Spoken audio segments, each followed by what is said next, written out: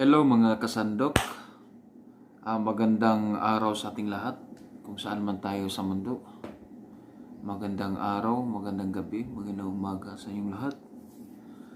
Ngayon mga kasandok, try ko lang po mag-react sa ating idol, kay Japper Sniper, kay Bay Idol Japper, sa pag-uwi niya sa Mindanao. Alam niyo ba mga kasandok, sino bang may alam sa inyo o sino may idea sa inyo na prank lang ginagawa ni Bay Japper? Sa video ito mga kasandok, hindi ko man alam kung sino nakahalata sa inyo sa yung may sinabi si by short update ni Bay Japper sa kanyang pag-uwi sa Mindanao.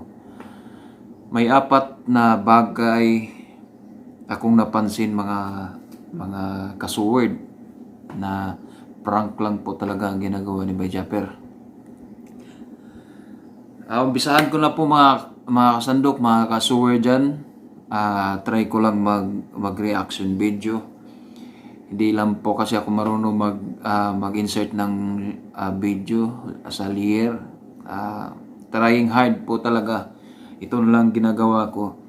Una, ang isa napansin ko sa sinabi ni Idol Japper na nasa lodge sila, nagrinta sila ng lodge para komportable sila, hindi sila mahawa, hindi sila masama doon sa quarantine facility.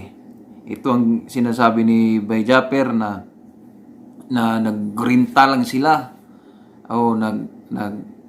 nagrinta sila ng isang lodge. Ang una napansin ko mga kasuword ay ang kwarto. Ang kwarto mga kasandok o mga kasuword, napansin nyo ba? Yung kortina itim. Tapos yung kama parang double deck. Yun, parang may duda talaga ako na prank. Parang hindi lodge. Kahit sa amin sa Mindanao, sa Dipolog, wala kang makita na lodge na ganun mga kasandok o mga kasuword. Kahit sa amin, parang kahit lodge doon mga kasandok, parang class na rin, kahit alam mo, kahit sinasabing lodge yung mga kasandok. Balik may class din konti.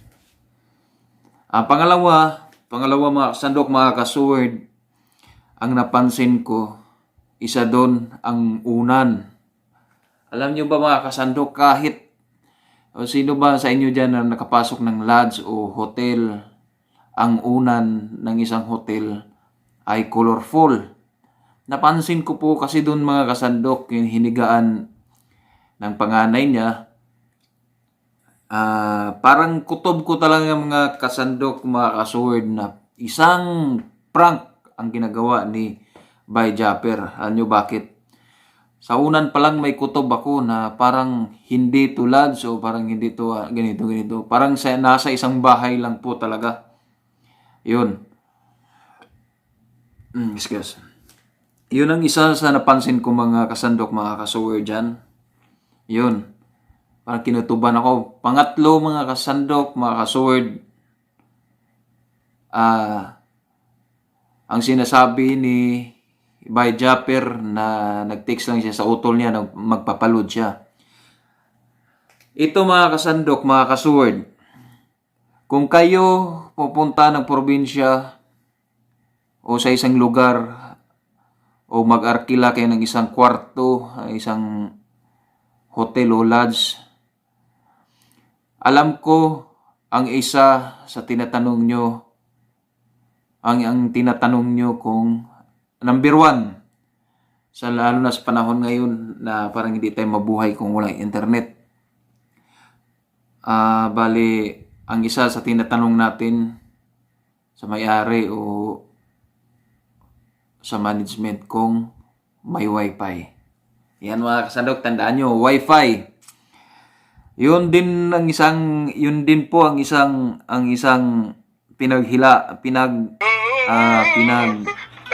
hinalaan ko mga kasandok na parang isang prank lang po talaga.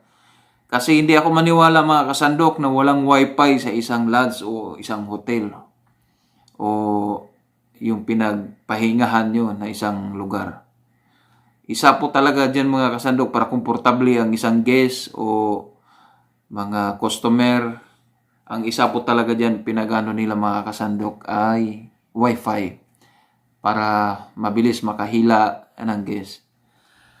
At saka last but not the least, alam nyo mga kasandok, mga kasword, yung nagsalita si Bay Japper sa camera, tapos si Miss Ann nasa gilid, hindi ko, parang hindi ko malaman na si Miss Ann ay parang hindi ko alam kung parang matawa o parang nakikita ko sa kanyang mukha parang pangiti-ngiti lang, parang may duda ako mga kasuword, mga kasandok, na parang prank lang po talaga. Kaya sa mga na-prank man dyan, at sa umpisa pa lang, sino ang nakapansin na ang ginawang ito ni Bay Japper ay isang prank lang. Pariha tayong lahat mga kasuword. Biktima tayo. Kahit may duda man ako, isa din ako na prank. Alam nyo bakit? Kasi nag-message na po ako sa pinsan ko na isang vlogger din sa Dipulog sa amin na baka sakali, baka makauwi si Bay Japper at konfirmadong si Bay Japper makauwi sa lugar nila sa Pinyan. At nag-message rin ako kay Kabungot na may isang regalo, may konting regalo kaming may paabot sa kanya na magbibiko pa naman sana ako ng isang kawali sa nanay ko para mapadala ko kay Bay Japper. Pero paano yung biko? At na-prank lang pala tayo. Kaya hanggang dito na lang mga kasandok, mga kasuwer dyan. Kung sa lahat ng na-prank ni Bay Japper, isa na rin po ako dun. Sana nag-enjoy tayo at sana hindi tayo magagalit sa kanya. At sa lahat ng mga vlogger na kalugar namin sa Sambuanga del Norte. Isa ding yun ang sinasabi ni Bay Japper na lesson to learn na dapat bago pumunta sa kanila na may kumpirmado na nandun na siya talaga.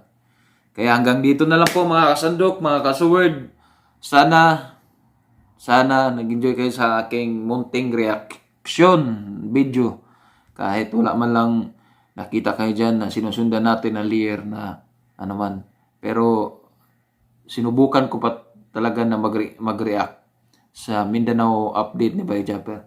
Hanggang dito na lang mga kasandok, mga kasuwer dyan.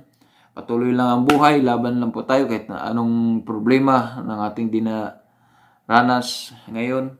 Mabuhay, mga kasandok, kasuwer dyan, kasuwer friends. Mabuhay po tayong lahat. Bye-bye!